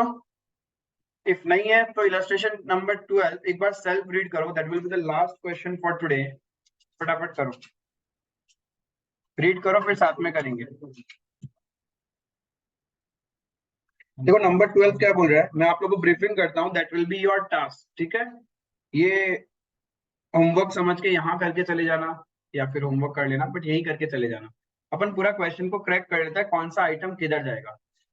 जब भी एनपीओ का क्वेश्चन आए तो पहले देख लेना कि ये ऑर्गेनाइजेशन है क्या। कोई मेडिकल क्लब होता है, कोई हेल्थ क्लब होता है, कोई स्कूल है, कोई कॉलेज है, उसके अकॉर्डिंग हम लोग को डिसाइड करना है revenue expenditure and capital expenditure, revenue receipts and capital receipts. यहाँ क्या बोला है, from the following balances and particulars of Republic college, ये कॉलेज है, education institution, prepare income and expenditure account for the year ended March 2020 and balance sheet as on that date। तो एक तो income and expenditure बनाना है और उसी दिन का बैलेंस शीट बनाना है। तो आपको ये दे क्या रखा है, ये क्या है, ये ट्रायल बैलेंस जैसा नहीं, ये ट्रायल बैलेंस ही है, ये रिसिप्शन पेमेंट नहीं है, ये आपका ट्रायल बैलेंस है। ट्रायल बैलेंस का दो साइड होता है, एक डेबिट साइड और एक क्रेडिट साइड। डेबिट साइड में क्या आता है,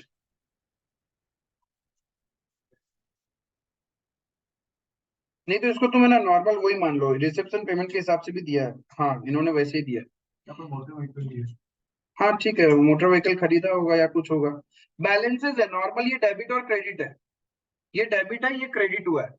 अब आप इसको रिसेप्शन पेमेंट की तरह भी ट्रीट कर सकते हैं, ट्रायल बैलेंस की तरह भी ट्रीट कर सकते हैं। हम लोग को तो जस्ट क्या करना है, सेग्रीगेट करना है। सेमिनार एंड कॉन्फ्रेंस रिसिप्ट, आप बताओ एक कॉलेज के लिए रेवेन्यू रिसिप्ट है या कैपिटल रिसिप्ट है। फिर से बता दूं, रेवेन्यू रिसिप्ट वो रिसिप्ट होता है जो डे टू डे ऑपरेशंस में मिलता है, कैपिटल रिसिप्ट जो कभी कभी, क्लियर है, जिसमें आपका ऑब्लिगेशंस है। Seminar and conference receipt, revenue receipt, तो ये आपका कहां जाएगा, इनकम एंड एक्सपेंडिचर में इनकम काउंट होगा, क्लियर है। तो मैं इसको लिख देता हूं इनकम। कंसल्टेंसी रिसिप्ट, कॉलेज तो देता ही है कंसल्टेंसी वगैरह, तो इनकम। सिक्योरिटी डिपॉजिट, लाइबिलिटी, जब आप एडमिशन लेते हैं कॉलेज में तो कॉलेज वाला आपसे सिक्योरिटी डिपॉजिट लेता है ना, और जब आप वापस कॉलेज छोड़ते हैं तो वो रिफंड हो जाता है आपको। हाँ वो बात अलग है, ड्यूरिंग द प्रोसेस आपने कुछ तोड़ा भांगा कर दिया तो उससे कट कुटा के होता है, सेटलमेंट हो जाता है सारा। तो ये आपके लिए कैपिटल फंड, बोलना ही नहीं चाहिए, फंड वर्ड के आगे कुछ भी लगा दो तो वो लाइबिलिटी है। Research fund, building fund, provident fund, tuition fee received, income. हर स्कूल कॉलेज का एडमिशन में ट्यूशन फीस देता है, तुम लोग पढ़ाता तो नहीं है। हाँ, इधर वो कोचिंग का तो देता नहीं है ना उन लोग। गवर्नमेंट ग्रांट, इनकम, ग्रांट मतलब हेल्प, डोनेशन, कुछ नहीं बोला तो नॉर्मल डोनेशन मान के इनकम मान लेगा, इफ नीचे कुछ बोला होगा तो एडजस्ट कर लेंगे उसको। Interest and dividend on investment, यानी आपने कहीं पे अपने ऑर्गेनाइजेशन कॉलेज का पैसा इन्वेस्ट कर रखा है, उससे आपको इंटरेस्ट एंड डिविडेंड मिला है। हॉस्टल रूम रेंट, हॉस्टल्स होता ही है। मैस रिसिप्ट्स, खाना का वहां पे, तो that's also an income.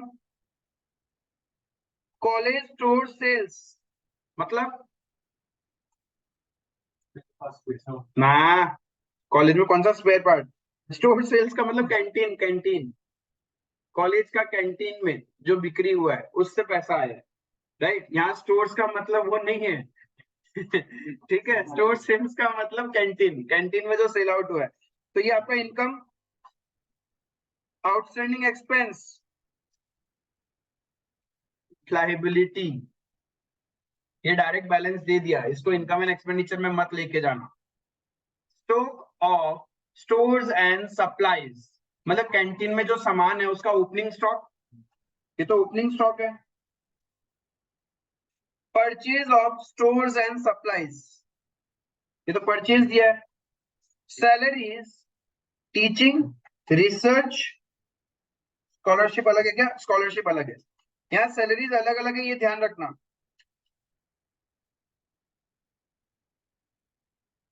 Institute का थोड़ा सा प्रिंटिंग ऊपर नीचे हुआ है। टीचर्स का सैलरीज और रिसर्च से रिलेटेड सैलरीज। क्लियर है? स्कॉलरशिप रिसर्च फंड से माइनस कर सकते हैं अपन।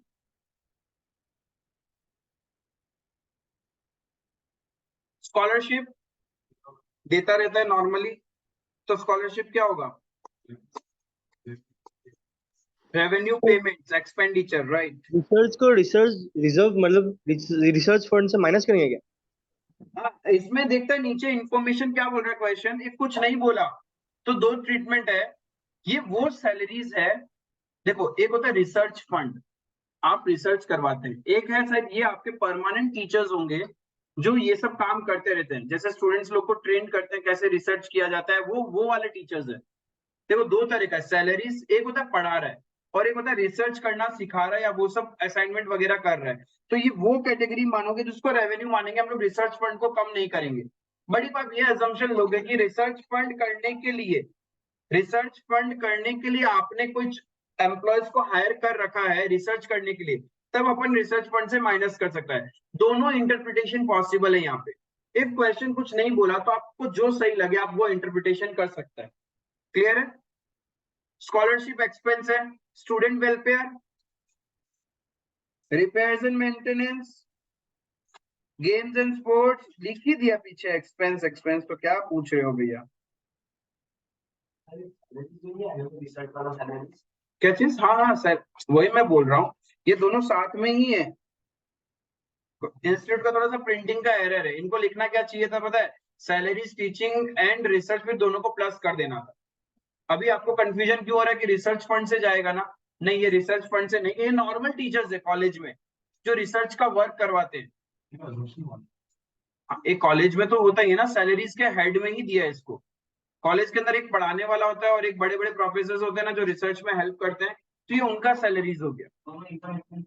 हाँ, दोनों ही आपका इनकम एंड एक्सपेंडिचर में डाल देना। उसके बाद और क्या बच गया? रिसर्च फंड इन्वेस्टमेंट एसेट है, other investment, provident fund investment,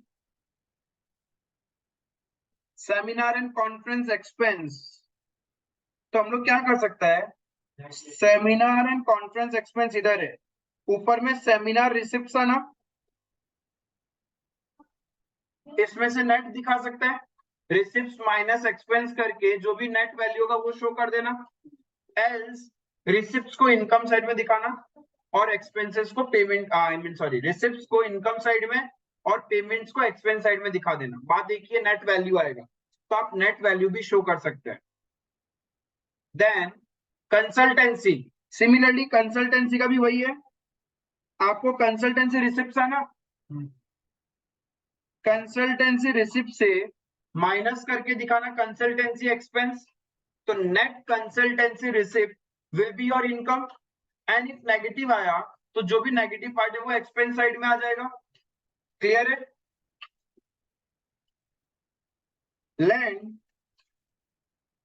asset, building asset, plant and machinery asset, furniture and fitting asset, motor vehicle asset, provision for depreciation. Oh my God, इसका मतलब क्या? ये है लाइबिलिटी, आज तक का डेप्रिसिएशन। जब भी आपके बुक्स में प्रोविजन फॉर डेप्रिसिएशन होता है, that means asset is maintained at cost value.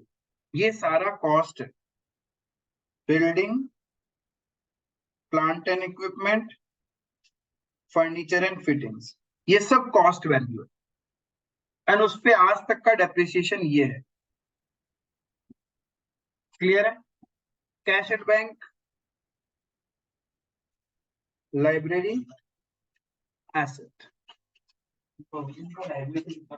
नहीं, प्रोविजन में करंट ईयर का डेप्रिसिएशन ऐड होगा और फिर एसेट से माइनस करके दिखाएगा हम लोग बैलेंस शीट में। प्रेजेंटेशन ये होता है बैलेंस शीट में, asset minus provision for depreciation.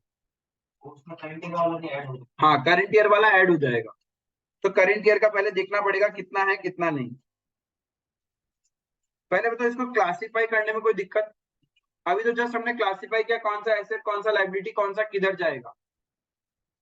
अब नीचे क्या बोल रहा है, materials and supplies consumed from college stores. College store बोले तो कैंटीन, यानी टीचर्स लोग को 50,000 का जैसे दिन में एक बार चाय समोसा खिला दिया।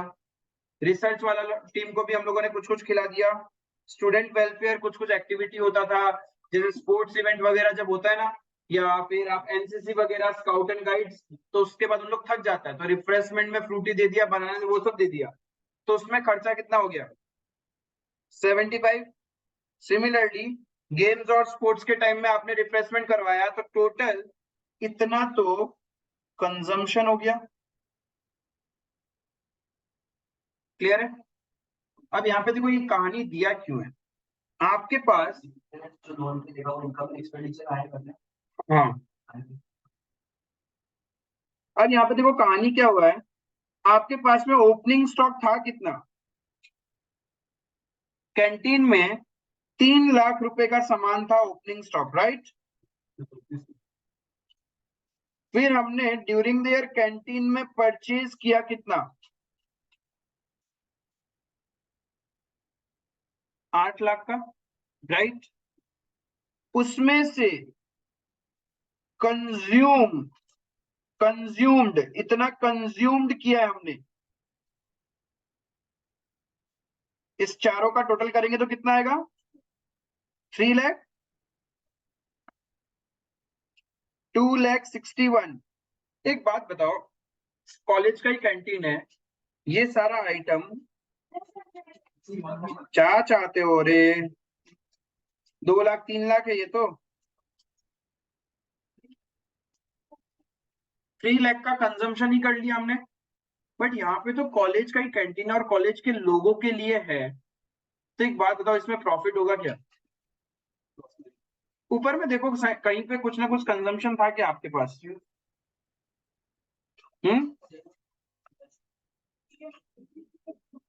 कॉलेज स्टोर सेल्स कितना रुपए का है?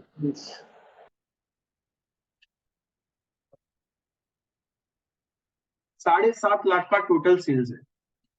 मतलब इसका इससे कोई रिलेशन है क्या नीचे वाला डेटा से? क्लोजिंग स्टॉक निकालने के लिए अब एक चीज बताओ, करण बताना क्लोजिंग स्टॉक कैसे निकालेंगे? ओपनिंग बैलेंस 3 लाख दिया हुआ है सर, परचेज में हम लोग 8 लाख का दिया हुआ है, तो कॉस्ट ऑफ प्रोडक्शन निकाल देंगे तो 6,75,000 आ जाएगा आपका, राइट। टोटल जो सेल्स है वो है 7,50,000, बट इसमें तो क्या होगा प्रॉफिट है, इसमें तो प्रॉफिट इंक्लूडेड है, सेल्स का मतलब ही क्या होता है प्रॉफिट इंक्लूडेड है। तो कितना है क्वेश्चन में कहीं तो पॉइंट होगा, store selling price are fixed to give a net profit of 10% on selling price, यानी मेरा सेलिंग प्राइस पे 10% नेट प्रॉफिट होता है। तो अपना टोटल सेलिंग प्राइस कितना है 7,50,000, तो मेरा कॉस्ट ऑफ गुड्स सोल्ड निकाल सकते हो। टोटल आपके पास 11 लाख का कैंटीन में गुड्स था, जिसमें से 7,50,000 का थोड़ी सेल किया है, 7,50,000 माइनस उसमें तो 10% प्रॉफिट है, तो वो प्रॉफिट हटा दो तो तुम्हारा कॉस्ट प्राइस कितना आ जाएगा 6,75,000। इतना बेच दिया तो तुम्हारे पास क्लोजिंग स्टॉक कितना, तो क्लोजिंग स्टॉक कितना बोलो? 4,25,000। क्लियर है ये चीज? क्या चीज?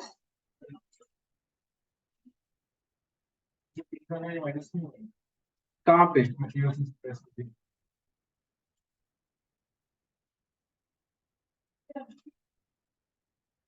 टोटल सेल्स किया आपने, ये कंजम्पशन माइनस नहीं होगा क्या?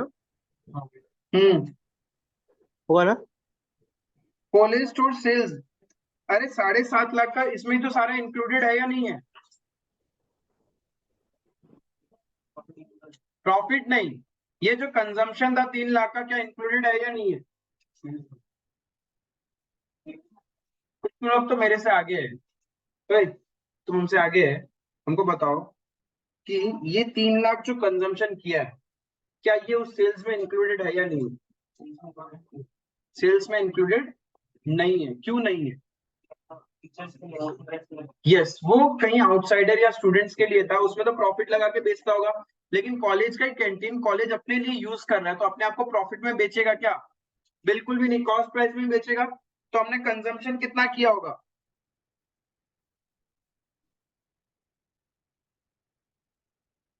माइनस कंज्यूम्ड 3 लाख, तो आपका क्लोजिंग स्टॉक आ जाएगा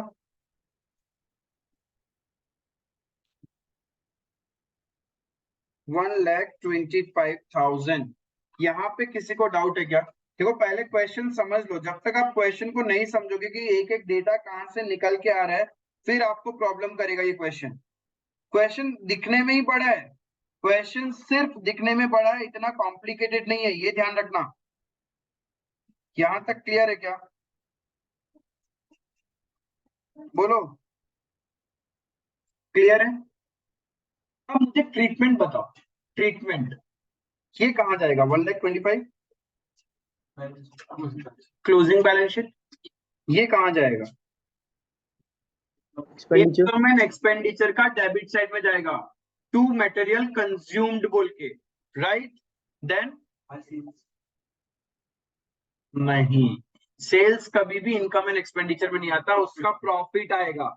तो आपने 6,75,000 का गुड 7,50,000 में सेल किया, तो 75,000 इनकम साइड में आएगा बाय सेल ऑफ मटेरियल बोल के। क्लियर है? 3 चीज होगा। पहला, जो क्लोजिंग स्टॉक आपने निकाला है वो क्लोजिंग बैलेंस शीट में चला जाएगा। During the year self consumption है, वो एक्सपेंस है, तो वो डेबिट साइड में आ जाएगा।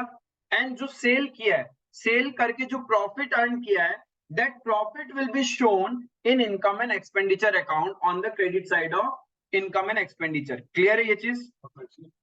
परचेज क्यों दिखाना? वो तो प्लस माइनस होकर सेट ऑफ हो गया, परचेज नहीं दिखाता कहीं पे भी। यहां तक क्लियर है? 3 एडजस्टमेंट बोला, एक क्लोजिंग स्टॉक आएगा, एक कंजम्पशन और एक प्रॉफिट ऑन सेल। क्यों? इंटरेस्ट पे किया ना, बाकी है क्या है? और तो पे भी किया, तो लोन से तो कोई रिलेशन ही नहीं है इंटरेस्ट का।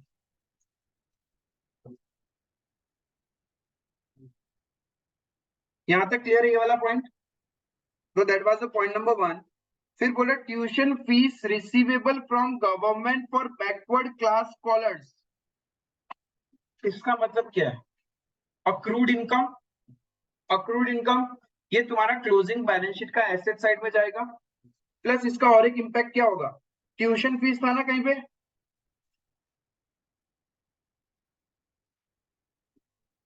8 लाख, इसमें क्या करेगा? प्लस करके दिखाएगा अक्रूड कितना? 80,000। 8,80,000 तुम्हारा इनकम हो जाएगा। क्लियर है? और ये 80,000 बैलेंस शीट में एसेट साइड में भी जाएगा। Depreciation is provided on straight line basis at the following rate. आपको डेप्रिसिएशन करना है, बिल्डिंग पे 5%, एसएलएम मेथड है। एसएलएम मेथड का मतलब क्या होता है? Depreciation is charge on cost value of asset. और जब भी आपके पास provision for depreciation and asset दोनों अकाउंट मेंटेन होता है, that means asset is maintained at cost value. तो बिल्डिंग पे कितना डेप्रिसिएशन होगा? 5%। तो 16 लाख का 5% कितना हो गया? तो ये बिल्डिंग का जो प्रोविजन अकाउंट है उसमें 80,000 ऐड हो जाएगा। हाँ, फिर ये जो टोटल आएगा वो हम बैलेंस शीट में प्रेजेंट करेंगे ना, तो क्या करेगा? 16 lakh minus total of this, तो ये प्रेजेंटेशन होगा तुम्हारा। उसके बाद और किस पे बोला? डेप्रिसिएशन। और ये 80,000 ध्यान रखना, इनकम एंड एक्सपेंडिचर का डेबिट में भी आएगा as a expense to depreciation बोल के।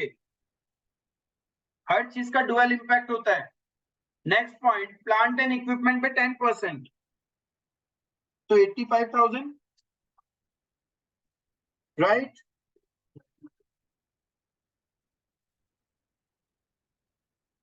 प्लांट एंड इक्विपमेंट का कॉस्ट है 8,50,000, तो उसमें 10% हो गया 85,000। फर्नीचर एंड फिक्सचर पे 10% कितना होगा 60,000। ये रहा furniture and fixture at cost value, तो 6 लाख का 10% 60,000। मोटर व्हीकल पे 20%, तो हो सकता है हमने करंट ईयर में ही खरीदा होगा, मोटर व्हीकल पहले से था ही नहीं, तो 1,80,000 का 20% मोटर व्हीकल का एक अलग से इसमें ऐड हो जाएगा, कितना 36,000।